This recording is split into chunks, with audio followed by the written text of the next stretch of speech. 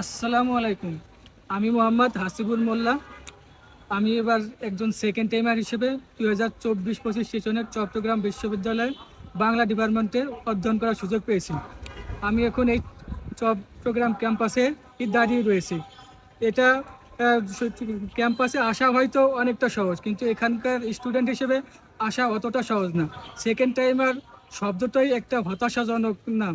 এই second time আমাকে অনেক ত্যাগ তিতিক্ষা ও শ্রম দিতে হয়েছে। Second timer first timer maximum আমার বন্ধু বান্ধব বিভিন্ন বিশ্ববিদ্যালয়ে চান্স পেয়ে যায়, তখন আমার মধ্যে হতাশা কাজ করে। তো আবার পারিপার্শ্বিক অবস্থাও একজন সেকেন্ড টাইমার এরকে মানসিকভাবে দুর্বল করে ফেলে। আমার প্রতিবেশীরা বলতো, আমার আম্মুকে বলতো যে তোমাদের ছেলে কোথায় চান্স পেয়েছে, তখন আমারও কোনো উত্তর ছিল না, তাদেরও কোনো উত্তর ছিল না। আমি যেহেতু সেকেন্ড টাইম চান্স পেয়েছি, সেকেন্ড টাইম চান্স পেতে আমার যতগুলো সংগ্রাম ও ত্যাগ তিতিক্ষা করতে হয়েছে, তার মধ্য থেকে তোমাদের কিছু পরামর্শ আমি শেয়ার করতে চলেছি। ফার্স্ট টাইম যখন আমার চান্স হলো না, তখন আমি তীব্র হতাশায় নিমগ্ন হই। আমার কাছে মনে হলো যে আমি ফার্স্ট টাইম ব্যর্থ হয়েছি, সেকেন্ড টাইমে মনে হয় আমার দ্বারা হবে না। কিন্তু না, তখন আমি কোনো আমি নিজের মধ্যে একটা জেদ অনুভব করি।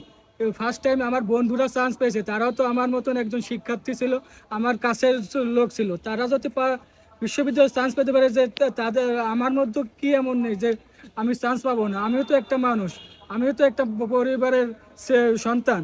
তখন আমি বিভিন্ন ধরনের সমাজের কথার সম্মুখীন হলাম।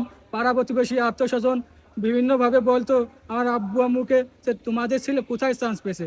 তখন তাদের কাছে কোনো উত্তর ছিল না, তারা শুধু মুখ লাগাই থাকতো। আমি তখন ধৈর্য ধারণ করি এবং আব্বু আম্মুর যে স্বপ্ন, নিজের স্বপ্নকে যেন বাস্তব রূপ দিতে পারি, সেই জন্য দীর্ঘ পরিশ্রম করি, লেগে থাকি।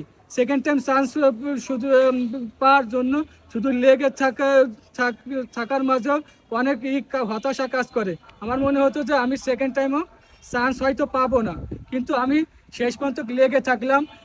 ফার্স্ট টাইম আমার ব্যর্থতার আর একটা কারণ ছিল যে আমি এক্সাম দিতাম না, সেটাই আমি, যার কারণে আমার প্রিপারেশনে অনেক ঘাটতি ছিল। সেকেন্ড টাইম আমি চট্টগ্রাম বিশ্ববিদ্যালয়কে মূল টার্গেট করলাম। আমার কাছে মনে হলো যে আমি যদি কোথাও চান্স পাই, একমাত্র চট্টগ্রাম বিশ্ববিদ্যালয়ে চান্স পেতে হবে। কিন্তু এখন চট্টগ্রাম বিশ্ববিদ্যালয়ে চান্স পাওয়ার জন্য কোথায় কীভাবে করতে হবে আমার কোনো দিক নির্দেশনাই ছিল না, আমাকে সাপোর্ট দেওয়ার মতনও মানুষ ছিল না। তখন আমি অনলাইনের মাধ্যমে ভাইয়াদের সাথে পরিচিত হলাম, তাদের ক্লাসগুলো, ফ্রি ক্লাসগুলো দেখলাম, তাদের এ থেকে উপলব্ধি করলাম ভাই এই প্ল্যাটফর্মই একটা উপযুক্ত প্ল্যাটফর্ম হবে, যা আমার স্বপ্ন পূরণের অঙ্গীকার হিসেবে কাজ করতে পারবে। দেন আমি ভাইয়াদের বিভিন্ন এক্সাম ব্যাচগুলোতে ভর্তি হলাম, নিয়মিত এক্সাম দিলাম। পরিশেষে আমি আমার স্বপ্নের ক্যাম্পাসে তাদের মাধ্যমে এখন দাঁড়িয়ে কথা বলার সুযোগ পেলাম। তোমরা যারা সেকেন্ড টাইম দিচ্ছ, তাদের হতাশার কোনো কারণ নাই।